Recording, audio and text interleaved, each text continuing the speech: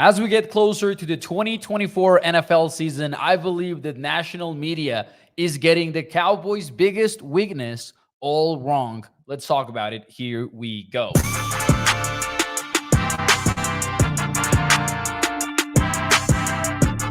What is up, everyone, and welcome into A to Z Sports Dallas Primetime. I am your host, Mauricio Rodriguez, streaming with you live every Sunday and Thursday night at 8 p.m. Central here on Dallas On The Man Sports Talk Network.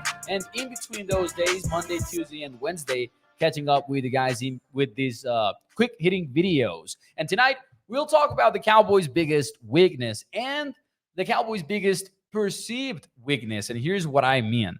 Came across an NFL.com article by Kevin Patra, who's a very good NFL writer over there for the official website of the league. But he had a list of the 10 biggest roster holes across the NFL. So the 10 weakest position groups around the league. Fun topic. I do recommend you reading it because you find out some of the weaknesses of top teams, contender teams, not contending teams. But among those top 10 weakest positions or biggest roster holes, which is the wording that Kevin Patra uses, he has a Cowboys unit listed in there. And he has Cowboys running backs being listed in there. And I got to say, I don't fully agree with it. I don't even think it's the biggest weakness on the Cowboys going into the season. But let's talk about, so we'll talk about running back, and then we'll talk about what I believe to be the actual biggest weakness on the team from a roster point of view. If you've seen primetime over the last few weeks, you know what that is for me. And by the way, I'll take this opportunity to ask you, let me know in the comments, what do you think the Cowboys' biggest weakness is going into 2024? Let's talk about the running backs first. However, I agree.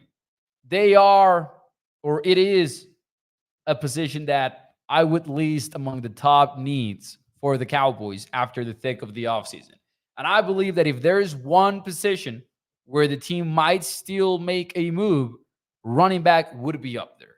I think cornerback would also be there, and defensive tackle would be there. And again, running back. And there are some very good points from Kevin Patra in his article about the Cowboys running back room. And I'll read you at least a blurb of his whole take. He mentions that this feels like a true test, and I quote, of the theory that running backs are interchangeable. And then a little bit later, he says, the glaring issue is that there isn't a low-cost rookie option to lean on. Now, you might think, of course there is. What about Rico Dowdle? He's inexpensive. He's a young player. The Cowboys might lean more on Rico than on Ezekiel Elliott, in my view. I've talked about this before. I think the most likely approach by the Cowboys, now that they want to do things with a running back by committee type of a strategy, I think Rico spearheads that group over Zeke, despite the big name of the former number 4 overall draft pick. And I think this specifically because of the lack of explosiveness in Elliott's game recently. A lot of people like to talk about the fact that he's under 4 yards per attempt. I like to bring up the following number, which is among running backs with over 100 attempts in 2023. Zeke was dead last in explosive play rate, according to Sports Info Solutions. That is the reason why I would give the rock to Rico Dowdle, mainly because of the upside of having him go for over 10 yards, for over 15 yards, so on and so forth. Now, it is true that the Cowboys are betting a lot on Rico Dowdle. It feels like that to me because I agree with Kevin's line of the Cowboys not having a low-cost option to lean on if Rico doesn't work out. But if he does work out, then that is the guy. That is Rico Dowdle. And it might be more of a question about durability than anything else. Because when he's healthy, we've seen Rico Dowdle be decent. I'm not going to talk about him getting to the Pro Bowl, let alone an All-Pro honor for him. He's not that kind of athlete, or at least hasn't been one. But I do believe if Rico Dowdle spearheads the position and does a good job of it, and then Zeke becomes this quality 50-50 guy with him that is shining in pass protection and he's shining on short yardage situations as we think he might be. Are the Cowboys really have a drop off at running back? Because Tony Pollard, at least the 2023 version of it, wasn't exactly great. Now, going a little bit deeper to this, Rico Dowdle's question mark to me is all about durability because he does have a bunch of injuries that have kept him off the field, and they are different injuries. So it's been the ankle, it's been the hips. Like, it's not only one nagging injury that he needs to overcome. It just feels like he is somebody that spends a lot of time being hurt, unfortunately. If Rico can stay healthy, I think the Cowboys' running offense will not be great, but I don't see it breaking the offense. And I think that's the part of me that basically keeps me from perceiving this as the biggest weakness. I don't see the running back room breaking the Cowboys offense. And then there's the fact that, hey, what is going to keep it from being broken because of the running backs? The fact that you've got a very strong passing game.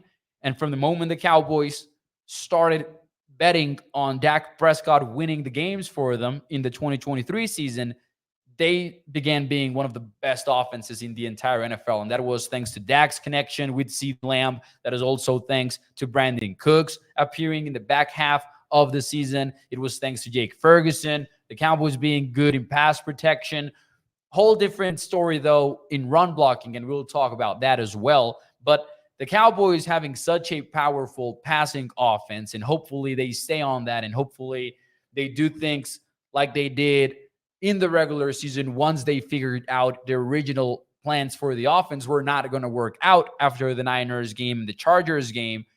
That's what we hope is the world that the Cowboys choose to live on in 2024. Now, that being said, another reason why I don't see the running back room breaking the offense is because when I think of the struggles for the Cowboys running the ball last year, I think of poor run blocking and I think of poor running scheme or uncreative running scheme where you've got the Cowboys running zone a whole lot, but you don't have anything special with gap scheme concepts to make the most out of Tyler Smith, the most out of Zach Martin, or just to mislead and misdirect the defense, which is what you see in the Lions running game with one of the highest praised offensive minded coaches in the NFL in Ben Johnson, or we don't see that with the 49ers because they've got all of these tricks in their bag and they use a lot of eye candy and they use a lot of motions. And sure, they've got an absolute dog at running back in Christian McCaffrey, cover athlete for Madden 25, by the way. But they've got all of this situation around him, circumstances around him that help him be more explosive, that help him get favorable looks and help him do all that, right? So if the Cowboys can take their running game a step further from a schematic point of view, naturally the running backs are going to look better.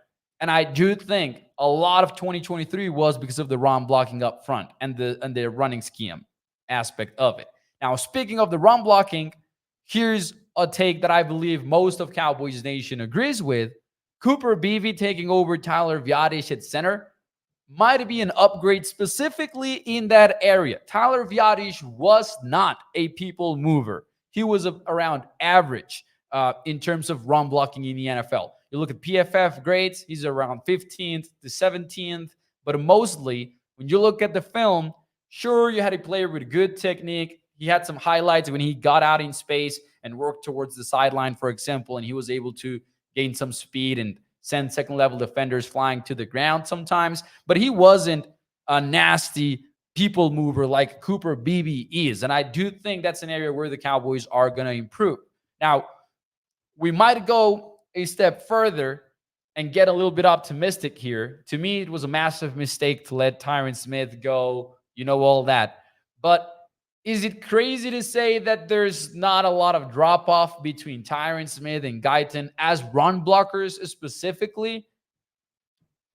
Because I think that Tyron Smith was still a Hall of Fame type pass protector last year, but I think we didn't really see a lot of special things in the run game from him because obviously he's more limited in how he can move and all that. Tyler Guyton is a beast when he gets out there in space. Athletically, he's a beast, right? He moves very well, very fast, horizontally. So I could see just overall as a duo of center slash left tackle, I could see the Cowboys improving in the run game. Like I do think that four-man offensive line group, or let's include Terrence Steele here, I do think this offensive line has a lot of potential in terms of run blocking in 2024. I could see them improving there, just like I can confidently say that I don't see them improving in pass pro, because I don't think Guyton is going to be anywhere close to what Tyron Smith was last year. And I think Cooper Beebe might go through some growing pains at center, because Viadic was actually pretty damn decent in terms of pass pro. There were some rough moments on tape, but he got the job done, and Cooper Beebe is learning the position still. So I do have some concerns in that area. But run blocking wise, I could see that getting better, honestly. So all in all, maybe it's more of a positional value take that I'm giving here, but I don't see running back uh, as something that can break the Cowboys offense in 2024. And as such, I cannot say that that is the biggest roster hole on the team. And I couldn't list it as one of the worst positions in the entire sport. What I will say is I think that belongs to defensive tackle. Cowboys defensive tackle room belongs on that list that Kevin Patra put together. And it belongs on that list because we've talked about this recently here on the show, but because you don't have a proven nose tackle and you don't have a plan B in place. Because last year it was Mazi Smith or Jonathan Hankins taking over at nose. Now it's Mazi Smith or bust, because the options you have in place are 7th-round rookie Justin Rogers, and it's just not fair to ask Rogers to be that plan B. And you've got a career backup Carl Davis, who has never been a starter in the league, and he's been in it for a few years now. And you've got some UDFAs that might also get into the conversation, but again, not fair to ask them to be the plan B to Mazi Smith. And with your three techniques, you've got Ozo Odighizuwa, who deserves a big thumbs up because he's very good. But other than that, you lack size. None of your legitimate three tech options are above 290 pounds. And one is a former defensive end, defensive line, kind of like tweener from, in Chauncey Golston. We might see Viliami Fehoko switching positions to the inside. There are bodies missing at defensive tackle. That is one of the weakest positions in the NFL in terms of the room. And I do believe that is the biggest weakness on the 2024 Cowboys. But national media keeps pointing to running back. I do not think that is right. I think it's defensive tackle. Let me know what you think in the comments below, and I'll see you tomorrow night. Ladies and gentlemen, thanks so much for tuning in.